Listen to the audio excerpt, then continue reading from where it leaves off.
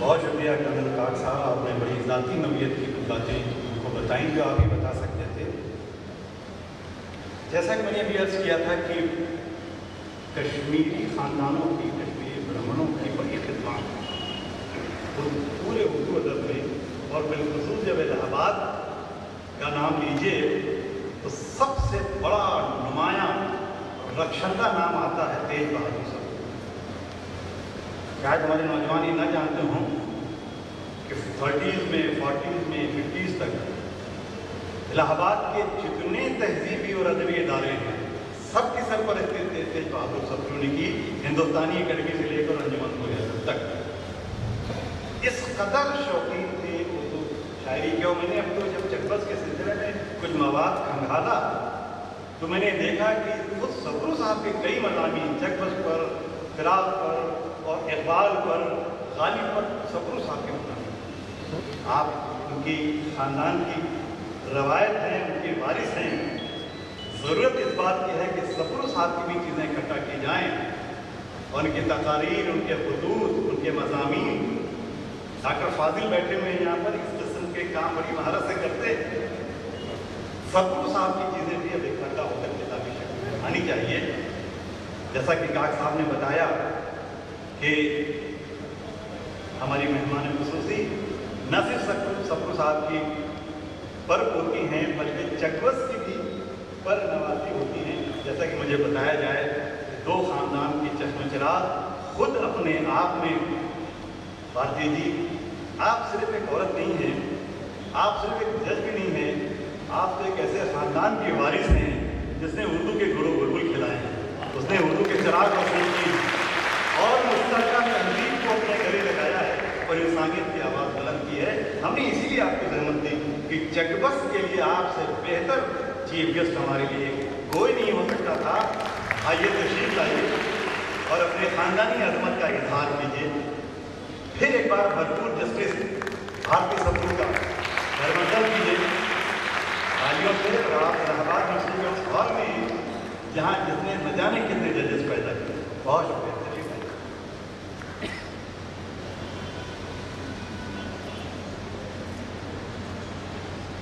اتنی ساری باتیں میں نے بولنے کے پہلے معافی مانگوں گی اگر اس سے کوئی غلطی ہو جائے۔ الہ آباد یونیورسٹی کی سینٹ ہال کے سنہرے سائے میں پیش پنڈت برج نارائن چکبس کے یادگار مباحثے میں ہر شریک و شامل شخص کو میرا نمسکار۔ درد دل باس وفا جذبہ ایمان، آدمیت ہے یہی اور یہی ہے انسان۔ ایسے ہی تھے، ایسے ہی لکھتے تھے، ایسی ہی سوچ تھی ان کی، سخن کے خزانہ تھے، انسانیت تھا پیغام ان کا۔ پنڈت برج نارائن چکبس کی پیدائش ایک کشمیری برہمن خاندان جو کہ پڑھا لکھا تھا، بڑے ہونے پر ان پر پنڈت بھوشن نارائن در کے خیالوں کا بہت اثر پڑا اور وہ ان کے مرید ہو گئے۔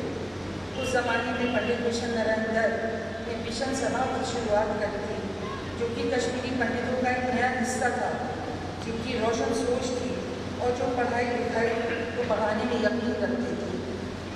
ساتھ ہی اس وقت جو دور تھا وہ ہندوستان کی آزادی دلانے کا دور تھا اور ہر طریقے سے بدلاؤ معاشرے میں آ رہے تھے۔ چکبس معاشرے کی ضرورت اور قومی ایکتا دونوں کی اہمیت کو خوب سمجھتے تھے۔ وہ روشن خیال تھے اور اسی روشن خیال کی آواز بن کر چھا گئے۔ جب انہوں نے دیکھا کہ قوم کے نوجوان وقت ضائع کرتے ہیں تو انہوں نے ایک نئی انجمن تیار کی جس کا نام تھا انجمن نوجوان کشمیری، جس کا مقصد تھا نوجوانوں کو اکٹھا کر کے نئی راہ دینا اور قوم کو مضبوط کرنا۔ دوسری طرف وہ یہ بھی سمجھتے تھے کہ کسی بھی معاشرے میں اگر عورتوں کو ان کا درجہ نہیں دیا جائے گا تو معاشرہ پنپ نہیں سکتا۔ وہ خود اپنی ماں کے بہت قائل تھے اور انہیں ان کی بے حد عزت کرتے تھے۔ شاید اسی لیے انہوں نے رامائن کے سین میں ماں کے درجے کو یوں پیش کیا ہے۔ اس کا کرم شریک اگر ہے تو غم نہیں، دامن دست دام مادر سے کم نہیں۔ چکبست اپنی بیٹی مہاراج کماری سے بے انتہا پیار کرتے تھے اور ان کا یہ سوچنا تھا کہ جو بیٹیاں ہیں انہیں نئی چیزیں سیکھنے کے ساتھ ساتھ میں ان کو اپنی پرانی روایت کو بھی زندہ رکھنا چاہیے۔ میں خاص کر کے جو بیٹیاں یہاں ہیں ان کے لیے پڑھ رہی ہوں۔ انہوں نے 1917 میں پھول مالا میں لکھا، رائے سے خام میں مردوں کی نہ جانا ہرگز، داغ تعلیم میں اپنی نہ لگانا ہرگز۔ میں کیا عرض کروں، 37 سال 38 سال ہو رہے ہیں مجھے اس یونیورسٹی میں سن 80 سے پڑھا رہا ہوں۔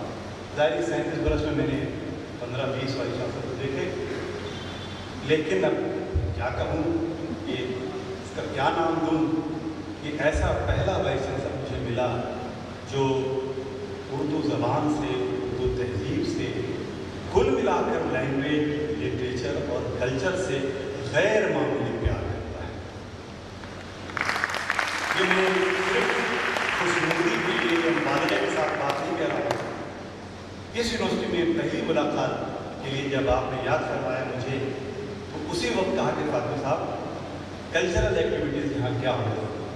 میں نے کہا سب ٹھپ پڑی، نہ کوئی ڈبیٹ، نہ کوئی ڈرامہ، نہ کوئی میگزین، نہ کوئی کیلنڈر، نہ کوئی ڈائری، نہ مشاعرہ۔ اچھا حیران رہے۔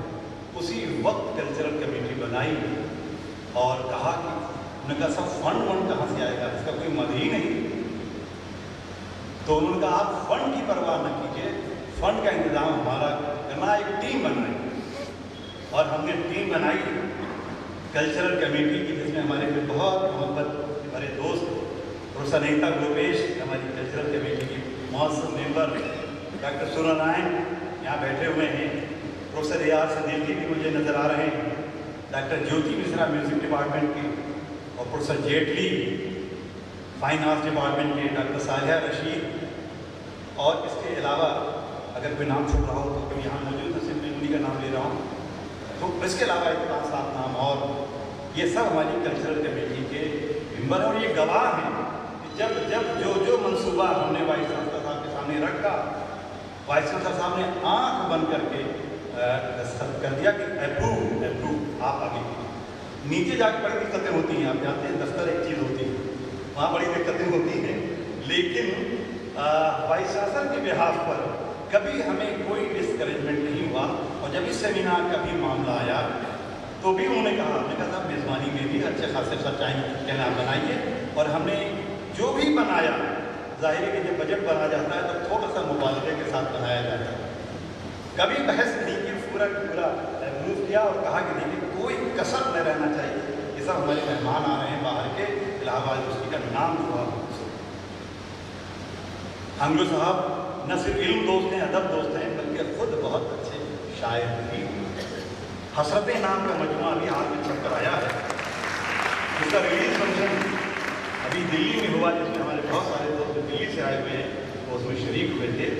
تو ایک ایسا ادب دوست، تہذیب نواز، شاعری پسند وائس چانسلر تو کم سے کم میری نظر میں پہلی بات یہ لگاؤ رکھنے والا وائس چانسلر کم سے کم میری نظر میں پہلی مرتبہ ایسا ہے، اور جس کی وجہ سے ایک عرصہ دراز کے بعد سینٹ ہال کی تقدیر جاتی ہے، اور اس کی تصویر اب آپ دیکھ رہے ہیں، ورنہ اس ہال پر چکبست والے کبوتروں کا قبضہ تھا، جس کا ذکر کبوتروں کا قبضہ تھا، اور کبوتر کیا نوش فرماتے تھے اور کیا نہیں تھے آپ سمجھ سکتے ہیں۔ اس حال اس کو نئی زندگی دی، حالانکہ مزید زندگی دینے کی ضرورت ہے۔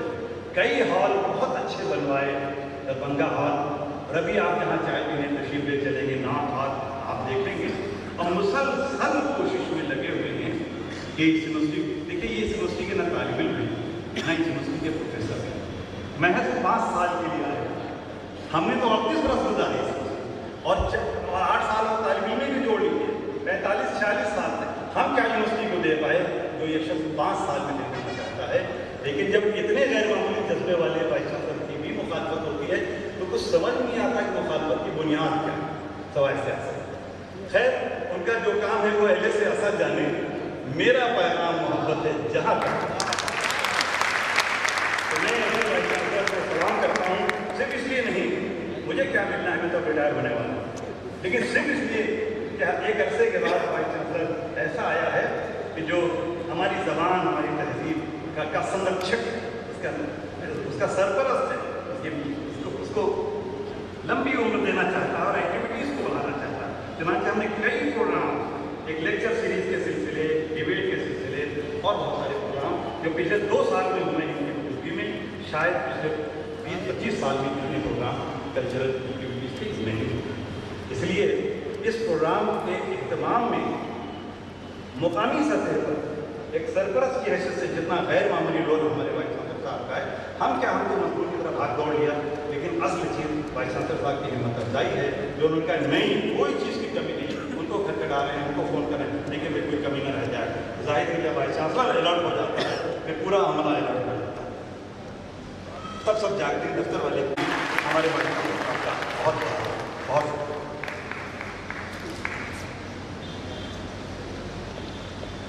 हमारी मेहमान खुसूसी ऑनरेबल जस्टिस भारती सप्रू जी, प्रोफेसर शकील साहब, कर्नल काक साहब,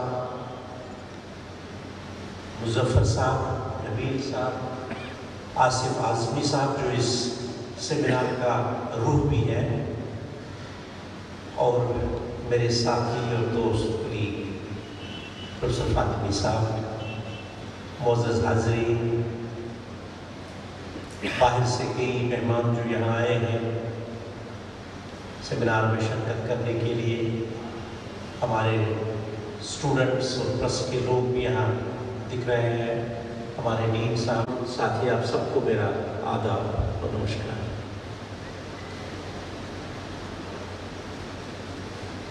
साथियों, मैं चकबस्त के बारे में बहुत कम जानता। एक दिन काक साहब एक फंक्शन किए यहाँ इलाहाबाद में, शायद कश्मीरी होने के नाते मुझे बुलाए, और जब मैं वहाँ गया तो मैं बहुत इमोशनल हुआ। मैंने देखा एक छोटे से 15 बाई 20 या 15 बाई 25 फीट के कमरे में एक फंक्शन बड़ा इत्मीनान से हो रहा था, और वहाँ चकबस्त की फ़ोटो लगी थी और काक साहब उसको श्रद्धांजलि पेश करते थे। चूँकि मैं तवारीख से वाबस्ता हूँ और कश्मीर के बैरूनी और अंदरूनी हालात से भी वाबस्ता हूँ, तो मेरे दिमाग में एक लहर सी दौड़ी जब वहाँ काक साहब ने मुझे कुछ दिन पहले कुछ किताबें दी थी, तो उनको पढ़ने के बाद मैंने जब देखा, मैंने कहा चकबस्त साहब तो 18वीं सदी 19वीं सदी में यहाँ नहीं आए, उनके जद और एंसेस्टर जो है 15वीं सदी में आए हैं फैजाबाद, और 15वीं सदी में हमारे यहाँ कश्मीर में क्या हो रहा है। देखा तो हमारे यहाँ हालात हमेशा कश्मीर के कशीदा थे। 10वीं सदी में जब हालात कशीदा थे तो कलंग के बाई, जो कलंग पहले हिंदुस्तान के हिस्टोरियन माने जाते हैं, लेकिन थे वो शायर, उनने जो राजतरंग में लिखी, राजतरंग एक शायरी का मजमूआ है, तो उनने प्रोटेस्ट बादशाह के अगेंस्ट किया और वहाँ से भाग के बनारस आए और वापस कभी गए नहीं। बिलहन उनका नाम था और बैठे। उसके बाद 13वीं-14वीं सदी में सिविल वार हुआ, बहुत सारे कश्मीरी हिंदू मुसलमान कश्मीर से निकल गए और जगह जगह में सेटल हो गए। उसके बाद 17वीं और 18वीं सदी के लोग जो हमारे इलाहाबाद में है, वो सारे 18वीं सदी के लोग, ये मैं इनको यकीन दिलाना चाहता हूँ, क्योंकि जब मुगल सल्तनत कायम हुई कश्मीर में, तो मुगलों ने आर्ट को बड़ा पैटर्नाइज किया।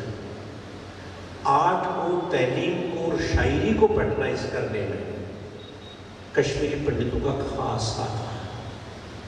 یہاں ETV کے مشتاق صاحب بیٹھے ہیں، اگر آپ کو کبھی ضرورت پڑے تو آپ دیکھ سکتے ہیں بحر گلشن کشمیر، بحر گلشن کشمیر یہاں شاید میوزیم میں بھی کتاب موجود ہے، جس میں 17ویں صدی سے لے کے لگ بھگ 200-300 کشمیری پنڈت شاعروں کے مجموعے چھپے ہوئے ہیں اور ان کی سوانح عمری بھی دی گئی ہے۔ کہنے کی بات ہے کہ کشمیری پنڈتوں نے ہمیشہ ہندوستانی کلچر کی رہبری کی ہے جتنا ہو سکے۔ تو چک بست بھی اسی چین میں آتے ہیں، لیکن بات تھی کہ میں بڑا ایموشنل ہوا اس دن جس دن کاک صاحب وہاں بلائے۔ ہمارے دوست فاطمی صاحب تو ہمارے، میں ان کو ہمیشہ کہتا ہوں اردو ادب کے شمس ہیں، ایک چمکتا سورج جو رہتا ہے اردو ادب کا، وہ ہمارے فاطمی پروفیسر فاطمی صاحب جو کبھی بھی کسی پروگرام میں تھکان کا نام لیتے ہی نہیں، اور ہمیشہ یہ نہیں ہے کہ ہم نے ان کو کلچرل کمیٹی کا چیئرمین بنایا اور ان نے کافی آگے یونیورسٹی کو بڑھایا کلچر کے معاملے سے، ادب کے معاملے سے، لیکن یہ بھی کبھی تھکن کا نام نہیں لیتے ہیں، ہر ایک فرنٹ میں کھڑے ہو جاتے ہیں جہاں ادب کا معاملہ۔ تو فاطمی صاحب آتے، پروفیسر شمس الرحمن فاروقی صاحب بھی وہاں حاضر تھے۔ بات آئی چک بست کا سیمینار کرنے کی، تو ہم نے کہا ایک بڑا سیمینار، نیشنل سیمینار کر لیتے ہیں چک بست۔ لیکن فاطمی صاحب اور آصف اعظمی صاحب نے اس میں کافی محنت کی، بولے نیشنل نہیں انٹرنیشنل ہو جانا چاہیے، اور اس محفل میں اگر کسی کو سب سے زیادہ مسرت حاصل ہے وہ مجھے، کیونکہ اس یونیورسٹی میں چک بست پر انٹرنیشنل سیمینار ہو رہا ہے اور بڑے ادیب اور دانشور آئے ہیں جو کل اس پہ ڈسکشن کریں گے، آج بھی انشاءاللہ کئی لوگ اس پر روشنی ڈالیں گے، تو اس سے کیا خوشی ہو سکتی ہے مجھے، بہت ہی مسرت مجھے ہو رہی ہے اس بات میں۔ تو اسی وقت یہ فیصلہ لیا گیا کہ اس پہ ایک نیشنل سیمینار ہونا چاہیے، لیکن میں ضرور کہوں گا کہ میں بڑا ایموشنل ہو گیا کہ کشمیر کی اتنی چھوٹی پاپولیشن پنڈتوں کی، اور کہاں وہ گئے اور کہاں اپنی طرف سے کتنا کنٹریبیوٹ کیا۔ آپ دیکھیے ایک چھوٹا سا بچہ 1990 کے بعد مائیگرنٹ کیمپ میں رہا، اور وہی اوباما کا امریکن پریزیڈنٹ کا فائنینشیل ایڈوائزر بنا، ایک مائیگرنٹ کی حیثیت سے ایریزونا میں گیا، ایروسپیس انجینئرنگ کی، ہارورڈ میں پڑھا، اور جا کے ان کا فائنینشیل ایڈوائزر نیل کاشکاری بنا۔ آپ اندازہ لگائیے۔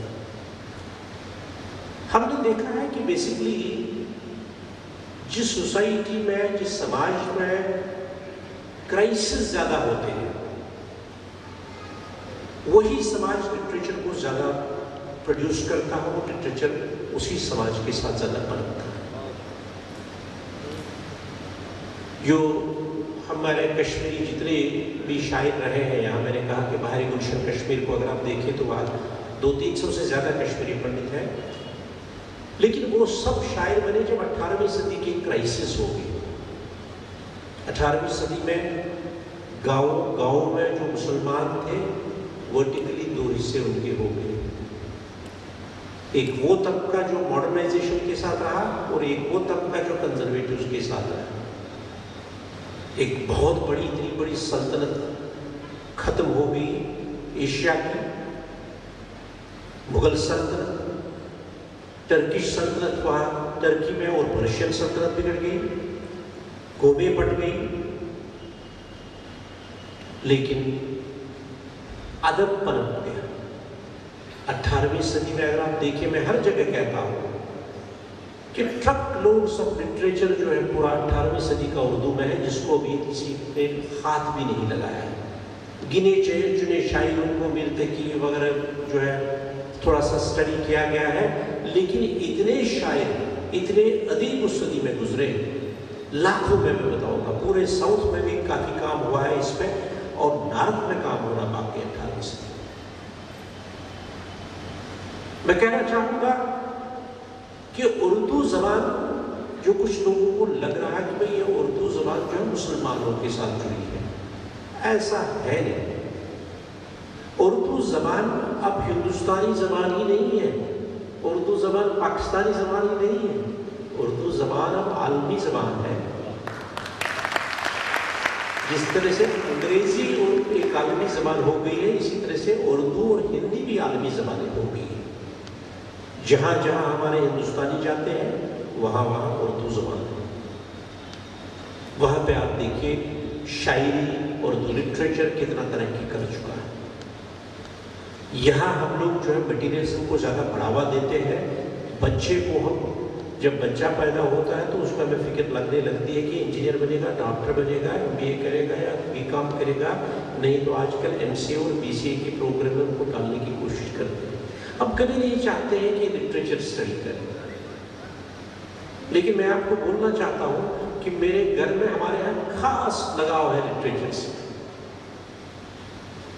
جتنی مجھے محبت ہے اردو لٹریچر سے اتنی میرے بچوں کو بھی اردو لٹریچر سے محبت ہے. کیونکہ ایک چیز ہمیشہ یاد رکھنا چاہیے، آپ بڑے مینجمنٹ کنسلٹنٹ بنیے، بہت بڑے انجینئر بنیے، بہت بڑے ڈاکٹر بنیے، لیکن اگر آپ نے لٹریچر نہیں اسٹڈی کیا تو کچھ نہیں کہہ سکتے. اور وہ بھی لٹریچر جو ہے ہماری اردو زبان کا. پروفیسر انیتا گوپی جی کی میں بہت عزت کرتا ہوں، ہماری بہت اچھی پروفیسر ہے زولوجی کی، یہاں بیٹھی ہے.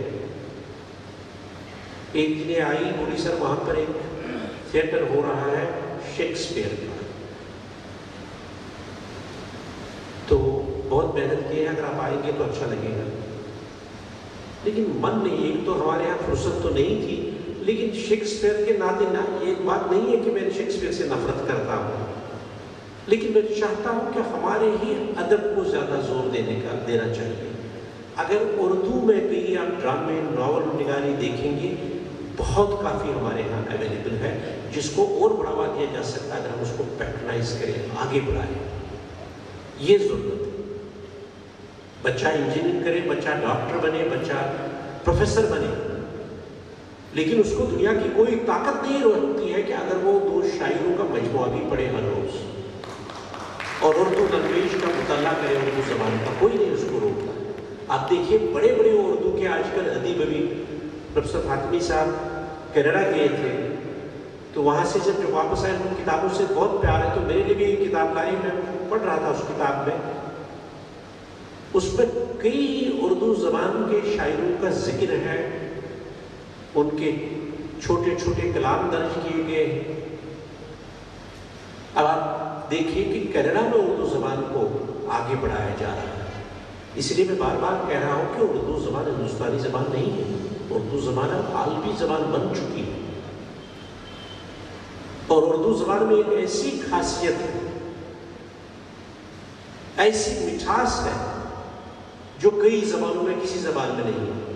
میں یہ بات آپ کو اوپنلی واضح کرنا چاہتا ہوں کہ جب ہمارے ہاں ہندوستانی فلمیں بننے لگی 1930 سے 29 سے 34 سے، اور پھر ایک دور آیا آزادی کے بعد جہاں ہندوستانی مصنوعی اور ناولوں پر جو ہے فلمیں بننے لگی، جو ہندوستان کی رواداری کا، بھائی چارے کا، نیشنلزم کا، ہماری رورل سوسائٹی کا ذکر کرتی تھی اور دکھاتی، ہمارے فیوڈل انسٹیٹیوشنز کا ذکر کرتی تھی، اور یہ فلموں میں دکھایا جا رہا. تو ہم کہنے لگے صاحب یہ جو ہے زبان یہ ہندوستانی ہے، لیکن وہ ہندوستانی نہیں ہے. وہ جو فلمی زبان ہے وہ اردو ہے. کیوں ہم ہیزیٹیٹ کریں بولنے سے؟ آپ دیکھیں کئی جو اردو ناولیں ہیں جن میں فلم بنائی گئی، تو وہاں سے کہاں پھر فلم میں آ کے جو ہے وہ زبان ہندوستانی ہو گئی.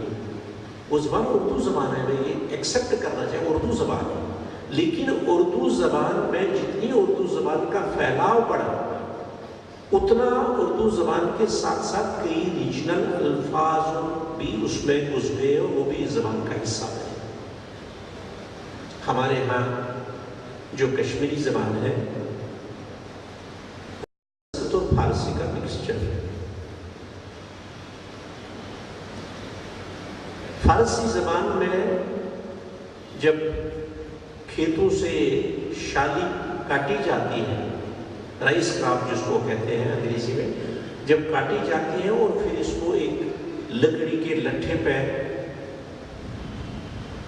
उससे चावल निकाला जाता है तो उसको फारसी में खरमन ज़दन कहते हैं।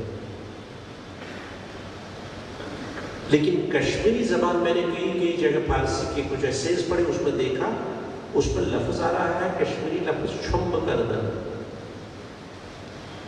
छुम्ब करदन का कश्मीरी में मतलब है खरमन ज़दन। अब उनने खरमन ज़दन नहीं लिखा लेकिन कश्मीरी वर्ड उसके अंदर आ गया, वो भी उस फारसी ज़बान का हिस्सा।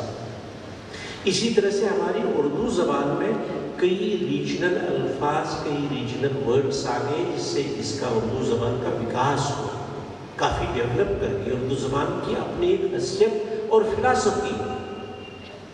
मैं ये वसूख से कहना चाह रहा हूँ कि जब तक ये दुनिया है तब तक उर्दू ज़बान है, चाहे आप कितना भी इसको जो है इग्नोर कीजिए, नेग्लेक्ट कीजिए, लेकिन ये फिर आपको बोलने, कहने और शायरी पे जो है मजबूर करेगी। शायर लोग बड़े स्पिरिचुअल होते हैं, जब दिमागी तवाज़ुन और इक्विलिब्रियम स्मूथ रहता है तभी तो शायर शायरी कहता है। तो आप अंदाज़ा लगाइए कि उर्दू ज़बान का हिंदुस्तान की रूहानियत से खास रिश्ता है और स्पिरिचुअलिटी से रिश्ता है, क्योंकि ये ज़बान जो है जब डेवलप की गई, आप देखें इसमें सूफिया किराम का कितना रोल है। बड़े बड़े सूफी जो है अमीर खुसरो जैसे, जिन्होंने पहले काफ़ी आबियारी की है उर्दू ज़बान की।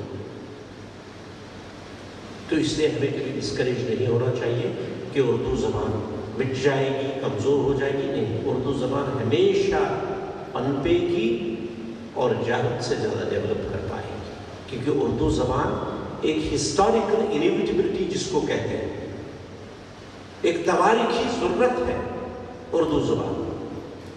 आप 1000 साल की तवारीख देखिए, 1200 सदी से लेके आज लगभग 18-19वीं सदी तक, उसके बाद भी हमारे तमाम माखज़ पर्शियन और उर्दू में। कैसे आप उसको इग्नोर करेंगे? और हिस्ट्री किसी भी कौम की कभी मिटती नहीं। लाखों करोड़ लोग उसको स्टडी करेंगे, उन माखज़ों को, तो उससे फिर नई नई उर्दू की शाखें निकल आएंगी और ज़बान और आगे बढ़ेगी। जहाँ तक चकबस्त पर सेमिनार का सवाल है, चकबस्त एक इंस्टीट्यूशन है, चकबस्त एक दौर है, एक बहुत बड़ा दौर है उर्दू शायरी। मैं इसको स्टडी नहीं किया हूँ, लेकिन कुछ शेर जो मैंने चकबस्त के पढ़े, मुझे लगा कि जब इसकी 18वीं सदी शायरी से कंपेयर करते हैं, चकबस्त उन लोगों में है जिन्होंने उर्दू शायरी में एक ट्रांजिशन लाया।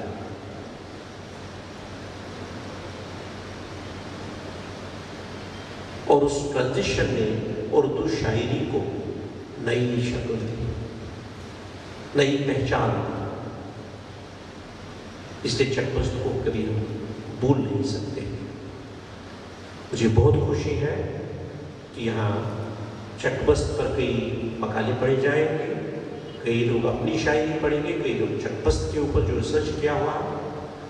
और मैं इत्मीनान दिलाना चाहता हूँ फातमी साहब को कि इस किताब को हम ज़रूर यूनिवर्सिटी की तरफ से पब्लिश करेंगे। जो मशक्क़त हमें करनी पड़ेगी वो हम करेंगे, और उस किताब को हम यूनिवर्सिटी की तरफ से बिल्कुल पब्लिश करेंगे, उसकी कोई फिक्र नहीं। मेरी तरफ से आप सब लोगों का यहाँ आने के लिए बहुत बहुत शुक्रिया। आदाब पसंद।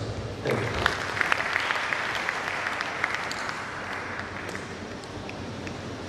बेहद शुक्रिया हमारे भाई शासिर साहब, आपने जाते जाते एक बड़ा जोरदार वादा भी फरमा लिया। किताब तो आनी ही है, अजीज़ नबील साहब उसको तरतीब देंगे। ये अभी उन्होंने ऐलान कर दिया कि चकबस्त पर किताब शाया होगी और अजीज़ नबील साहब उसके तरतीब होंगे। अगर इलाहाबाद यूनिवर्सिटी में शामिल हो जाएगी तो नबील साहब मुरतबी में मेरा भी नाम नामी शामिल हो जाएगा। इसलिए आंगलू साहब की बात आप निस्फ मान लें। बुजुर्गों और दोस्तों, मैं थोड़ी सी मादरत भी कर लूँ और एक छोटी छोटी बात का जिक्र भी कर लूँ कि मैं जब कल्चरल कमेटी के मेंबरान का नाम ले रहा था तो हमारे अजीज़ दोस्त हिंदी के लायक प्रोफेसर मुश्ताक अली साहब यहाँ तशरीफ़ फरमा है, मेरा नाम रह गया, उनसे माफ़ी चाहूँगा मुश्ताक भाई। हिंदी के बहुत लायक प्रोफेसर हैं, हमारे हसीस दोस्त हैं, यहाँ मौजूद हैं माजरत के साथ। अजीज़ नबील साहब किताब तरतीब देंगे, यकीन है कि 2-3 महीने 4 महीने में, और वो एक तारीखी नौयत की किताब होगी, इसका मुझे यकीन है। 2 छोटी छोटी बात का हम ज़रूर यहाँ जिक्र करना चाहेंगे। आसूका है यहाँ पर, आसूका, हाँ ठीक है, आप हैं यहाँ पर।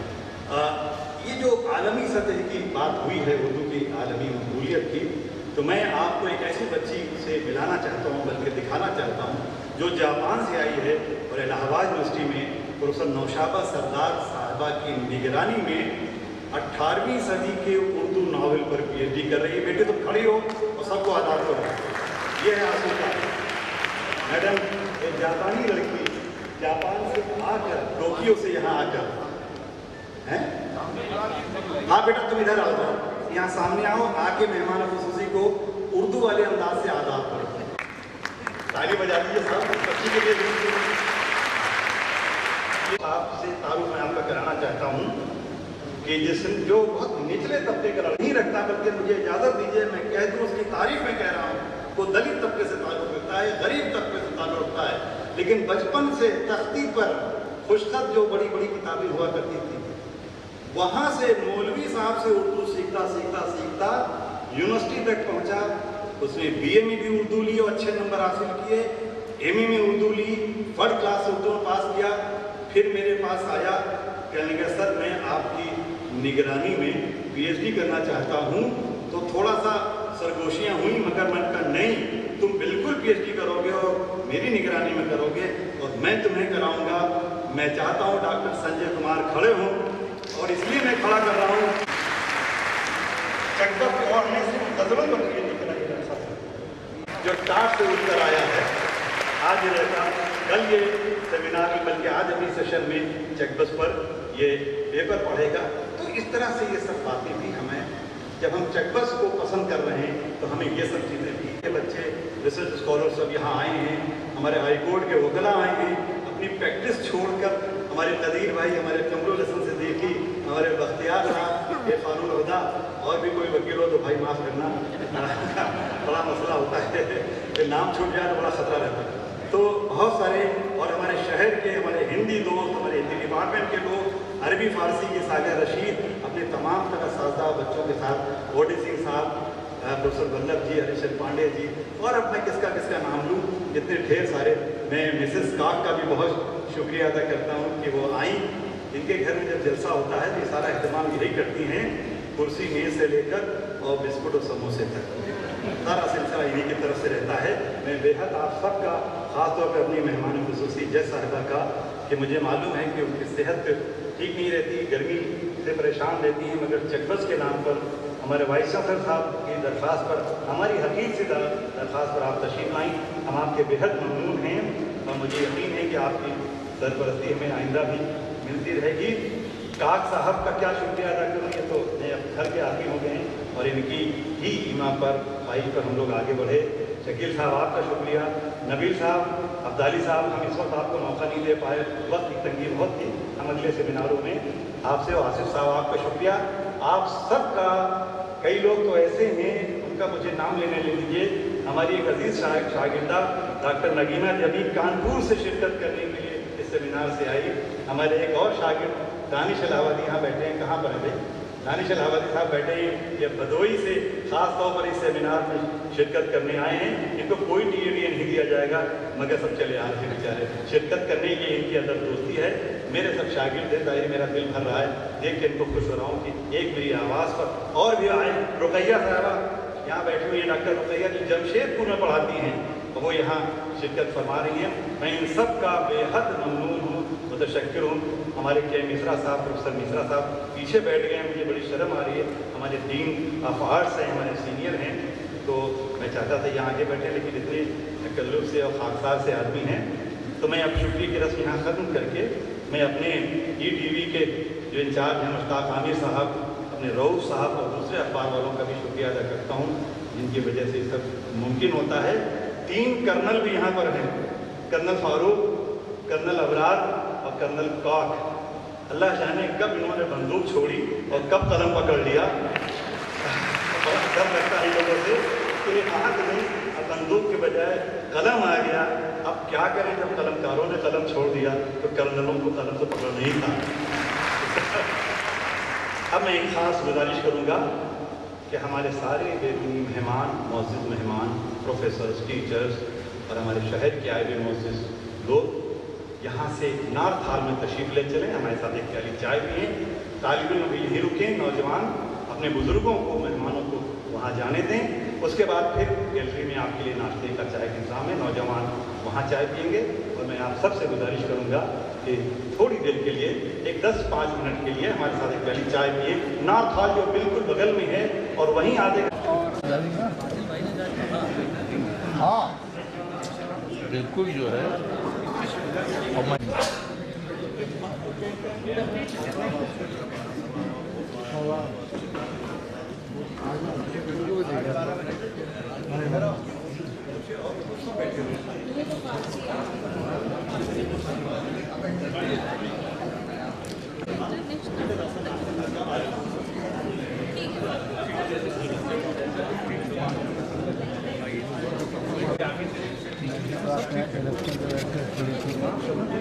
हमेशा कैंपस वगैरह शेयर है ना, शेयर करता नहीं, कभी कभी तो गलत हो गए। ये मानना कभी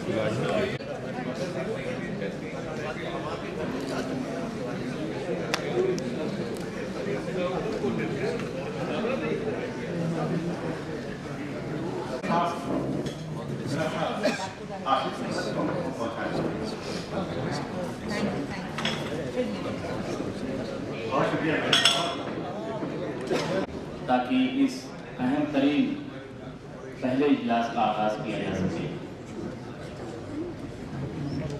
जैसा कि आपको मालूम है कि इस इजलास की मजलिस सदारत में प्रोफेसर शरफर रसूल साहब तशरीफ़ फरमा है कि जो जामिया मिलिया इस्लामिया शोबे उर्दू के सदर हैं और इलाहाबाद यूनिवर्सिटी शोबे उर्दू की सदर मोहतरमा प्रोफेसर शबनम तशरीफ़ लाएँ।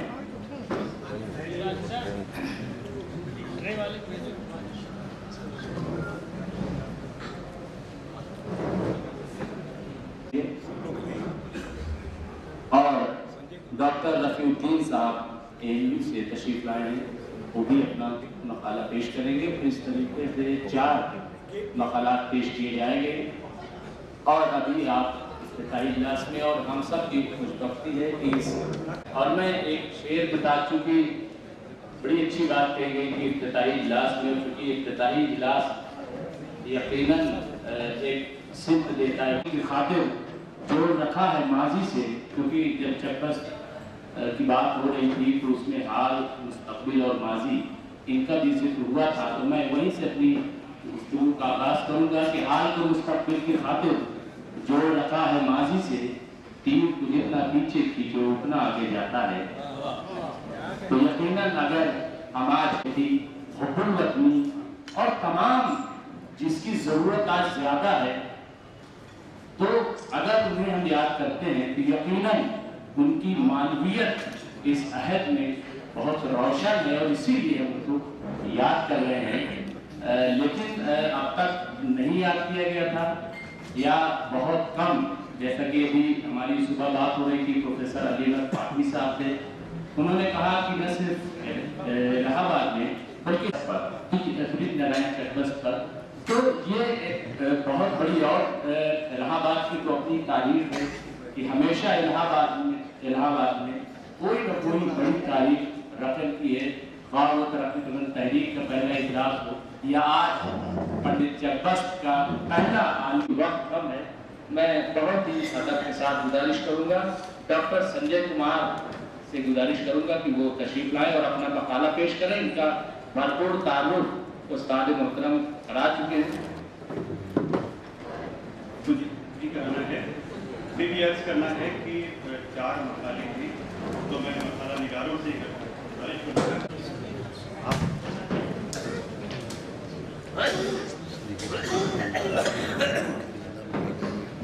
के मुताला। ज़माने कदीम से रामायण की कहानी हिंदी वाली मकबूलियत का एक अंदाज इसमें मौजूद किरदारों का अखलाकी और मजहबी बर्ताव रहा है। इसके सभी किरदार बनी नौ इंसान के लिए मिसाली हैं। ये उसमें अखलाक और फर्ज अदायगी में अपना कोई स्थानी नहीं रखते। चाहे भक्त हनुमान का किरदार भक्ति और खिदमत के लिए हो या छोटे भाई लक्ष्मण की फरमाबरदारी बड़े भाई राम के लिए। ऐसे ही राम की सीरत है। राम अपनी सौतेली माँ के कहने पर बिला तरद्दुद राजपाट छोड़कर 14 बरस के लिए वनवास चले जाते हैं। इस तरह बाप की फरमाबरदारी और माँ कैकेयी से बाप से किए गए वादे को पूरा कर 14 बरस के लिए वनवास जाने की तैयारी करते हैं। वाल्मीकि रामायण में सीन इस तरह है कि राम को राजा दशरथ अपने महल में बुलाते हैं, जहाँ वो कैकेयी के पास बैठे रहते हैं। वहीं राजा दशरथ गश खाकर वहीं गिर पड़ते हैं। तब राम उन्हें उठाकर बैठा देते हैं और वनवास जाने की तैयारी करने लगते हैं। वाल्मीकि रामायण अयोध्या कांड के 19वें सवा के श्लोक नंबर 34-35 के मुताबिक श्री राम ने अपने ऊपर खूबसूरत चक्र लगाने की मनाही कर दी। बुलाए जाने वाले मुदय्यन चार भी रोक दिए। वो रथ लौटाकर कुंभे के लोगों और नगरवासियों को भी विदा करके दुख को दिल में ही दबाकर अनफास को काबू में करके ये दुख भरी खबर सुनाने के लिए माँ कौशल्या के महल में गए। उस वक्त उन्होंने दिल को पूरी तरह काबू में कर रखा था। यहीं से चक्रवर्ती की रामायण का आगाज होता है। रुखसत हुआ वो बाप से लेकर खुदा का नाम, दामन से खोज के दिल से किया गुलाम। इजहारे बेकसी से सितम होगा और भी, देखा हमें उदास तो गम होगा और भी। दिल को संभालता हुआ आखिर और नवनिहाल। ये मिसरा या इस बात में जो भी पेश किया हो बालिया या शिद्दते मलाल, तन्ने लहू का नाम नहीं दर्द रंग है, गोया बसर नहीं कोई तस्वीर संग है। इसके बाद राम माँ से विदा होने के लिए उनके पास जाते। कौशल्या राम से कहती हैं, उन्होंने कोट किया संस्कृत का, यदि पुत्र ना जाए था हम शोकाय राघव, ना अस्मा दुखतो भूया पश्चिम हम प्रजा। यानी बेटा रघुनंदन, अगर तुम्हारा जन्म न हुआ होता तो मुझे इस एक ही बात का दुख रहता, आज जो मुझ पर इतना भारी दुख आ पड़ा है उसे बाण होने पर मुझे नहीं देखना पड़ता। एक दूसरा श्लोक है, एक एहि वंध्याया शोको भवति मानसा, अप्रजास्मीति संतापो ना हन्या पुत्र विद्यते। यानी बेटा बाण को एक से ही तकलीफ होती है, उसके दिल में दुख बना रहता है कि मुझे कोई औलाद नहीं है, इसके सिवा उसे कोई दूसरा दुख नहीं होता। इन्हीं होता है नजर धरती के लिए चिराग रहे आप उम्र भर, रहता मेरा भी नकले तमन्ना डूबे समर, ये जाए सब पृथ्वी के द्वार में नहीं सर, लेकिन यहाँ तो मन के मुकद्दर गुजर गया, फल फूल ला के बागे तमन्ना उजड़ गया। इसके अलावा और कई बंदों ने चक्रवर्ती में वाल्मीकि रामायण से फैज उठाया है, जिनका हवाला मैं यहाँ नहीं दे रहा हूँ। रामायण का एक सीन की तकरीर के लिए ऐसा लगता है कि चक्रवर्ती ने मीर अली से एक मर्जी से भी इस्तेफादा किया है, जिसका असर उनकी नज्म पर साफ दिखाई देता है। जिस तरह धार का कमान नजर आता है, ठीक उसी तरह चक्रवर्ती की रामायण का एक सीन में भी दिखाई देता है। मीर अली का मर्जिया जाती है शिको से रंग में खुदा की फौज, हजरत औन मोहम्मद पर लिखा गया है। इस मरसिए में जिस तरह औन मोहम्मद जंग में जाने से पहले अपनी माँ हजरत ज़ैनब से विदा होते हैं, उसी तरह चक्रवर्ती की नज्म में भी राम और लक्ष्मण वनवास जाने से पहले अपनी माँ कौशल्या से रुखसत होते हैं। एक जगह माँ से बेटों की हमेशा की जुदाई है तो दूसरी जगह 14 बरस का तवील अरसा है। और हम जानते हैं कि जुदाई की मुसीबत की तस्वीर कशी बहुत फनकाराना अंदाज में की है, जिसके चंद नमूने पेश करता हूँ। मामों पे जुल्म जोर, प्यारो हमारे हाल पे लाजिम है तुमको गौर, नाजुक मिजाजियों के किसी दिन न थे ये तौर, अब मशवरे हैं और तस्वुर हैं और वो दिल नहीं वो आँख नहीं वो नजर नहीं, औरों का जिक्र क्या तुम्हें मेरी खबर नहीं। इसका नहीं ख्याल की क्यों कर जिएगी माँ, मीर अली की मर्जी के मर्द है। होता है आंखों में मोहब्बत का इम्तहान, तुम मेरी 10 बरस की रियाजा ये बरहमी है, वो सब जानती हूँ मैं, गुस्से की आँख काहे को पहचानती हूँ। इन बंदों को नजर में रखते हुए रामायण का एक सीन के मन मुलाजा फरमाइए। फिर ये कहा कि मैंने सुनी सब ये दास्तां, लाखों बरस की उम्र हो देते हो माँ को ज्ञान, लेकिन जो मेरे दिल को है दरपेश इम्तहान, बच्चे हो इसका इल्म नहीं तुमको बेगुमान, इस दर्द का शरीर तुम्हारा जिगर नहीं, कुछ मामता की आँच की तुमको खबर नहीं। किन किन रियाजतों से गुजारे हैं माह साल, देखी तुम्हारी शक्ल जब मेरे नौनिहाल, पूरा हुआ जो ब्याह का अरमान था कमाल, आफत आई मुझ पे हुए जब सफेद बाल, छुट्टी हूँ उनसे जोड़ लिया जिनके वास्ते, क्या सब किया था मैंने इसी दिन के वास्ते। दोनों नज़मों से इस तरह की एक साहियत की एक और मिसाल लिखता हूँ, जिस कुंबे में एक ने भी अगर सुन लिया है हाल, कहती हूँ साफ मैं मुझे होगा बहुत मलाल, नन्हे से हाथ जोड़ के बोले नौनिहाल, अम्बा वफा गुलाम है क्या ताब क्या मजाल, दीजिए सजा हमें जो बलबरू के गिर पड़े, कहिए तो छोटे मामू के कदमों पे गिर पड़े। चंबस का बंद देखिए, नश्तर थे राम के लिए हर से आरज़ू, दिल हिल गया सरापने लगा जिस्म से लहू, समझे जो माँ के दीन को ईमान व आबरू, सुननी पड़े उसे खजालत की गुफ्तगू, कुछ भी जवाब दे। इन माखज से कत्ते नजर चकबस्त ने रामायण, और जैसे कि शायरी के लिए कहा जाता है कि इंसानी ख्यालात और जज्बात की नकल होती है, इस नकल का पूरा हक चकबस्त ने अपने तखयलात और जिंदगी के मुशाहिदात के बिना पर अदा कर दिया है। और है लेकिन बस मैं इतना ही पढ़ता हूँ, शुक्रिया। तो मैं आज के इस बैनुल अक़वामी सेमिनार के ऑर्गेनाइज़र जनाब मोहतरम आसिफ आज़मी साहब, उस्ताद-उल-असातिज़ा जनाब मोहतरम प्रोफेसर अली अहमद फातमी साहब, honourable vice chancellor Allahabad university, जिनकी आज सदारती तकरीर में उर्दू की कमाईगी का एतराफ़ करने में कोई तामुल नहीं है कि मैं हर चंद सेमिनार और मकाला निगारी का आदमी नहीं रहा हूँ अपने स्टूडेंट डेज से। हाँ, अलबत्ता मैं नाज़िम या मुकर्रिर ज़रूर रहा, और मेरा ताल्लुक़ उर्दू लिटरेचर से नहीं है, सिर्फ इस हद तक कि मेरे यहाँ 2 असातिज़ा 25 साल पहले जामिया उर्दू के इम्तहानात रदीफ माहिर और रदीफ कामिल वगैरह देते ज़माने में चकबस्त उसमें शामिल निसाब हुआ करते थे। उस वक्त हमारे ज़हन मिजाज में इतनी सलाहियत नहीं होती थी कि हम ये समझ सकें कि रामायण के एक सीन, इसका मुकम्मल मतलब क्या है। बस ज़रूरत भर कुछ चीज़ों को याद कर लिया करते थे और उसे इम्तहान की कापियों में लिख आया करते थे ताकि उसमें पास हो जाए। 25 साल के बाद जब चकबस्त के हवाले से, इस सेमिनार के हवाले से आसिफ साहब का हुक्म हुआ और ये कहा कि आप चाहे मजमून लिखें, मकाला लिखें या उस पर गुफ्तगू करें या किसी एक सेशन की निजामत करें, लेकिन बहरहाल आपको हाजिर होना है, तो मैं बड़े भाई के हुक्म पर यहाँ तकमील में हाजिर हो गया। चंद ही मिनट में मैं इसमें जो खास चंद पॉइंट हैं उनको आपके सामने रखूंगा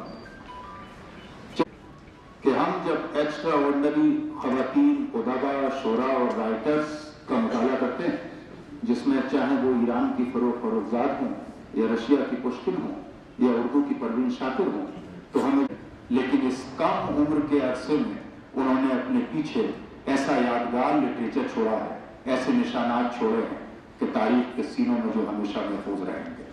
मर्द राइटर्स में ये इम्तियाज चकबस्त के साथ जुड़ा हुआ है। ऐसा इनकलाबियों की जिंदगी में तो होता है कि कोई भगत सिंह बनकर 30 साल की उम्र में या कोई और इनकलाबी 25 से 30 साल की उम्र में किसी कमाल को पहुंच जाए, लेकिन राइटर्स की जिंदगी में ऐसा बहुत कम देखने को मिलता है जिनको महज 4 या 5 दहाइयों की उम्र का कलील अरसा मिला हो और फिर उसका रेलिवेंस खत्म हो सकता है। आज की तारीख में जब हम चकबस्त को पढ़ते हैं तो हमारे सामने उनकी नज़मों के हवाले से, उनकी तहरीरों के हवाले से जो चीज़ उजागर होती है, हमें ये लगता है कि आज के समाज में सबसे ज़्यादा रेलिवेंस चकबस्त का है। आज जबकि उर्दू ज़बान को किसी खास कौम, किसी खास नज़रिए या किसी खास मुल्क या किसी खास मजहब के लोगों के साथ जोड़ कर देखा जा रहा है, उस वक्त चकबस्त हों, फराग गोरखपुरी हों, रतन नाश नाज शरशार हों या मुल्ला हों या कुंवर महेंद्र सिंह लोधी शहर हों, इन हजरात का रेलिवेंस आज की तारीख में और ज्यादा बढ़ जाता है। और आज की तारीख में उस पर मोहर साबित की है ऑनरेबल वाइस चांसलर साहब ने अपनी गुफ्तगू करने के बाद, जिन्होंने ये साबित किया कि दाग का वो शेर जिंदा है कि उर्दू है जिसका नाम हम ही जानते हैं, दाग सारे जहां में धूम हमारी ज़बान की है।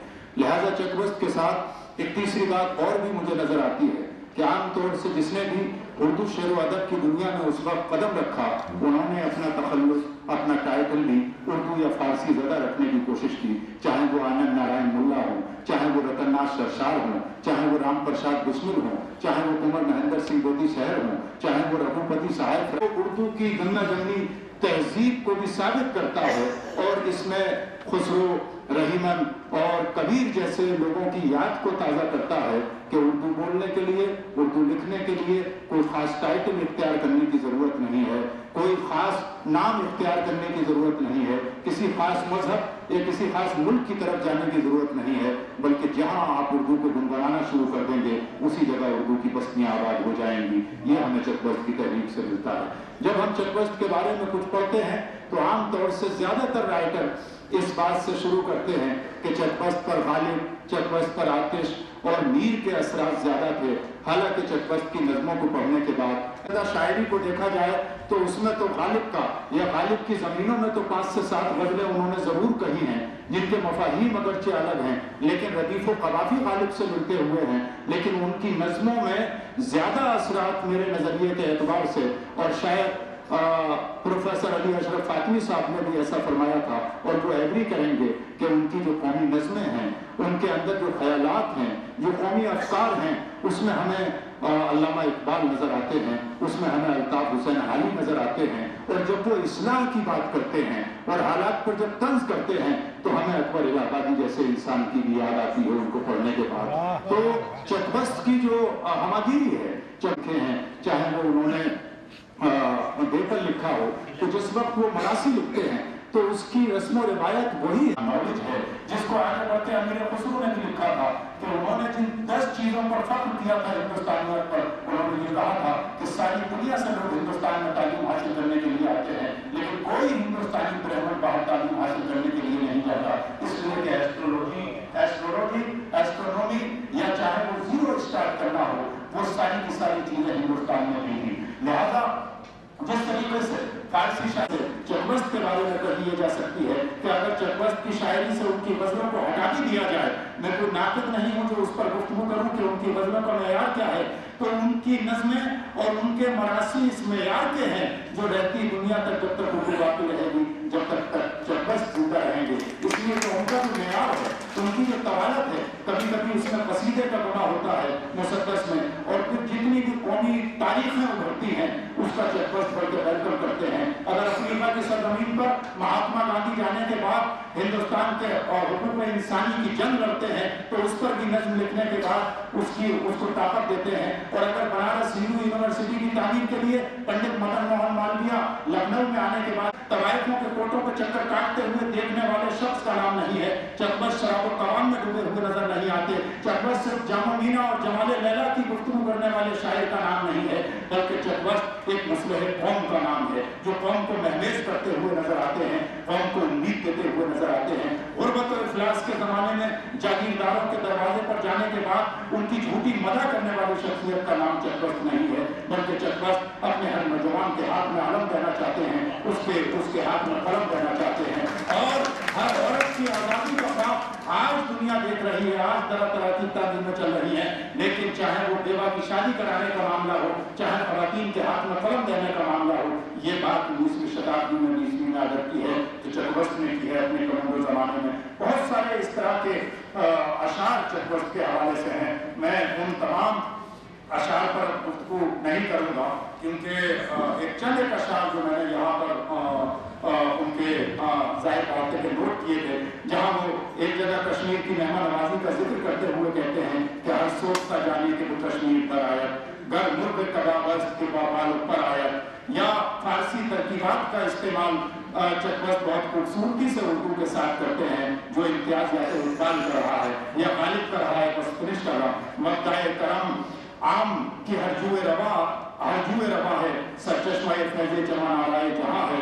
फिर एक फारसी शेर पर मुसद्दस का बंद इस तरह खत्म करते हैं कि लगते बुरादस मन गुजरत हर किज़म मन फास फरूशे तेरे सब पाराज़म। अपनी इसी नज़्म के बंद में वो नौजवानों, बुजुर्गों, कायदीन, मजहबी रहनुमाओं को कुछ इस तरह ललकारते हैं जिससे मुल्क और मिल्लत के तहीं उनके दर्द और जज्बे को महसूस किया जा सकता है कि पीरों में नहीं रोशनी चश्मे बसीरत, उनका है जवानों में जवान हिम्मत। गुमराह हुए जाते हैं खुद गुज़रे तरीक़त, हर सफ़े दिल से है मिटा हर्फ़ मोहब्बत, बाकी है कहाँ नाम निशा महरो वफा का, कुछ रंग ही बदला नजर आता है हवा का। मौजूद है जिन बाजुओं में जोरे जवानी, तूफान से उन्हें कश्ती कौमी है बचानी, पर है मैं गफलत से सरों में है गिरानी, आराम पसंदी में ये रखते नहीं सानी, पहलू में किसी के दिले दीवाना नहीं है मर्द मगर हिम्मत मर्दाना नहीं है। इस बंद की रोशनी में आज भी मुल्क और मिल्लत की तस्वीर देखी जा सकती है, क्योंकि इस नज़्म में समाज के जिन जिन अफराद की जिन जिन खामियों की तरफ इशारा किया गया है वो तकरीबन आज भी जो की है उससे ज्यादा पाई जा रही है। इस नज़्म में आगे बढ़कर वो एक शेर में मजीद फर्जी लोगों को आईना दिखाते हैं, दिल सूरत आईना जो रोशन नहीं होता, जुन्नार पहनने से रहमन नहीं होता। चकबस्त की जबान टकसाली थी, रंग लखनवी था और फिक्र कौमी मिली थी। उन्होंने उन तमाम तहरीकों से सराहा जो मुल्क और कौम और समाज की बेहतरी के लिए चलाई गई, चाहे वो साउथ अफ्रीका में हो। मैं अपनी गुफ्तगू में कह चुका हूँ, लिहाजा यही है, मैं यहीं पर अपनी गुफ्तगू को खत्म करता हूँ। बहुत बहुत शुक्रिया, बहुत बहुत शुक्रिया। बहुत बहुत शुक्रिया। इसके बाद उनके कुछ खतूत नकल किए हैं, फिर ड्रामे पर बात की है। चकबस्त के खतूत और ड्रामा की रोशनी में ही गुफ्तगू करने की कोशिश की गई है। जब हम चकबस्त के खतूत का मुताला करते हैं तो मालूम होता है कि उसकी नौयत मुख्तलिफ है, यानी उनके पास खतूत ज़ाती नौयत के हैं। उन खतूत में चकबस्त की शक्ली गई है वो कई एतबार से अहमियत की हामिल है। साथ ही साथ सियासी, समाजी, तहजीबी मसाइल भी उनके खतूत में नजर आते हैं। जनाब वाला तस्लीम, आप न्याज़मंद के सवानही हालात दरियाफ्त करते हैं, हैरान हूँ कि क्या लिखूँ। अव्वल तो मैं बाज़ाब्ता शायर ही नहीं हूँ, तखल्लुस का भी गुनहगार नहीं हूँ। चकबस्त मेरा उर्फ है न कि तखल्लुस। 16-17 बरस से शेर सुखन का मजाक ज़रूर है, लेकिन एक दीवान भी तैयार नहीं हुआ। ऐसी हालत में मुझे बाज़ाब्ता शायरों के ज़ुमरे में दाखिल करना ही बेकार है। हालात क्या लिखूँ? लखनऊ वतन है, उम्र तकरीबन 28 साल है, अपने दोस्तों का दिल बहलाने को कभी कभी शेर कह लेता हूँ। पुराने रंग की शायरी यानी गज़ल गोई से ना आशना हूँ, लेकिन उसी के साथ मेरा अक़ीदा ये है कि महज नए ख्यालात को तोड़ मरोड़ कर नज़्म कर देना शायरी नहीं। मेरे ख्याल के मुताबिक ख्यालात की ताज़गी के साथ ज़बान में शायराना लताफ़त और अल्फाज में तासीर का जौहर होना ज़रूरी है। लेकिन मैं फिर आपको लिखता हूँ कि मैं कदरदानी सुखन हूँ, सुखनवर नहीं हूँ। जिसका नाम शायरी है वो और चीज़ है जो बहरहाल मुझे नसीब नहीं है। मुनासिब मालूम होता है उसको भी यहाँ कर दिया जाए।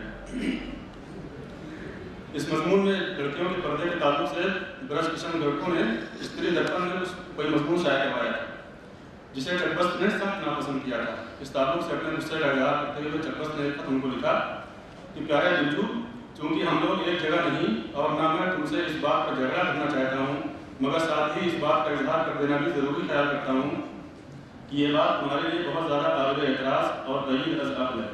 रहा मजमून का मौजू, मुझे ज़रूर इसके लिए सिर्फ इतना कहना है कि मैं तुमसे मुत्तफ़िक़ नहीं हूँ। मुझे तस्लीम है कि दौरे हाजिर की लड़की में बहुत ज़्यादा शौक़ी होती है। मैं इस शौक़ी के खिलाफ रहा हूँ और अब भी उसका मुखालिफ हूँ। मैं सख्त पर्दा की तजवीज़ का मशवरा न दूँगा ताकि वो नेक बने। न मैं ये कहूँगा कि हमारी औरतों का ख़ास ताल्लुक ये है कि वो अपने उमूर खानादारी में मशगूल रहें और अपने शौहरों को आराम दें। औरतें हमारी जमात में पैदा हुई हैं और मेरा ये भी ख्याल है कि हमारा सलूक औरतों के साथ हमदर्दी से होना चाहिए और गुस्ताखी और नफरत से नहीं, वरना हमारे काम की इस्लाह भी मुश्किल हो जाएगी और लोग तुमसे मुस्तैद हो जाएंगे। चकबस्त के जो ख्यालात थे, इस खत ने उनके मौक़िफ़ को वाज़ेह कर दिया है। चकबस्त औरतों की इस्लाह चाहते थे और उन पर किसी भी तरह का जुल्म उनके नज़दीक नाकाबिल कबूल था। वो चाहते थे कि आज़ाद माहौल में लड़कियों की इस्लाह की जाए ताकि वो समाज की तश्कील में अपना किरदार अदा कर सकें। वो लड़कियों की इस्लाह के लिए हमेशा कोशा दे रहे। चकबस्त की तहरीरों का अगर गौर मुताला किया जाए तो अंदाज़ा होता है कि उनके यहाँ इस्लाही नुक्ते नज़र गालिब है। उन्होंने लड़कियों के लिए नज़में भी लिखी। एक नज़्म फूलमाला का जिक्र खत में हुआ है। इसके अलावा इस ताल्लुक से दूसरी नज़में मसरत बरक़े इस्लाह, कौम की लड़कियों से किताब, दर्द दिल और आवाज़ कौम वगैरह नज़में बहुत मशहूर हैं। चकबस्त ने ड्रामा कमला के नाम से लिखा। उस ड्रामे का मरकजी ख्याल बेजोड़ शादी एक बड़ा मसला है। लड़कियों की तालीम पर जोर देने की गूंज हर तरफ सुनाई दे रही है और लड़कियों की तालीम के लिए हुकूमत ने तरह तरह की स्कीमों का ऐलान देकर रखा है। इस ज़िम्न में अगर हम चकबस्त का ड्रामा कमला का मुताला करें तो मालूम होता है कि ये मसाइल उनके यहाँ भी थे। ड्रामा पर गुफ्तगू करने से काफी मुनासिब मालूम होता है कि उसकी कहानी वो इस बात को सख्त नापसंद करता है ड्रामे में जो तसादुम और उथल पुथल की कैफियत है उसका जिम्मेदार चैत सिंह है। वो दोनों तरफ मिला हुआ है। एक तरफ वो सूरज सिंह और कमला का साथ देता है, उनकी हौसला अफजाई करता है और दूसरी जानिब सारी बातें ठाकुर हरिहर सिंह को बता दी देता है। इस बात से नाराज ठाकुर मौत की आगोश में चले जाते हैं। नतीजा ये निकलता है कि ठाकुर हरिहर सिंह की पुरानी सोच और जहालत की वजह से उसका पूरा खानदान तबाह बर्बाद हो जाता है। ड्रामा कमला के अहम किरदारों में ठाकुर हरिहर सिंह, कमला, सूरज, चैत सिंह, अजीत सिंह, गजराज सिंह और चंपा वगैरह खासतौर पर काबिल जिक्र हैं। ठाकुर हरिहर सिंह क़दामतपरस्त और दकियानुसी ख्याल का है। उसकी हैसियत एक जमींदार की है। खानदान में आपसी इख्तलाफात इस कदर बढ़ जाते हैं पूरा खानदान गिर जाता है। यही ड्रामा की कहानी है जिसे चकबस्त ने नहायत खूबसूरत पैराने में और इनके सामने पेश किया है। हासिल कलाम के तौर पर पैराग्राफ जिसे उन्होंने ड्रामा की शक्ल में पेश किया है। बहैसियत मजमूई हम कह सकते हैं चकबस्त के मुख्तलिफ या मुस्तकिल मौज़ूआत जिनमें वतन का राग, सुबह वतन और मज़ामीन चकबस्त वगैरह शामिल हैं, उसकी अपनी अहमियत। कमला इस बात की तरफ इशारा करता है कि चकबस्त का जो इस्लाही मिशन था जिसे उन्होंने अपनी रोशन तहरीरों में जगह जगह पेश किया है, उसे मज़ीद मुस्तहकम बनाने के लिए एक ड्रामा मुकम्मल तौर पर तहरीर किया। उसे चकबस्त का इतिहास समझना चाहिए। चकबस्त ने शायरी और नस्र दोनों में अपने ख्यालात का इज़हार किया है। दोनों सूरत में उनके यहाँ हुब्बुल वतनी का चकबस्त के कारनामे से अंदाजा होता है कि उन्होंने एक तरफ जहाँ वतन अजीज से अपनी वालिदाना मोहब्बत का इज़हार किया है, से कोशिश की है। कम उम्र में उन्होंने इन दोनों हवालों से जो कुछ किया है उसे हमेशा याद किया जाता है। शुक्रिया।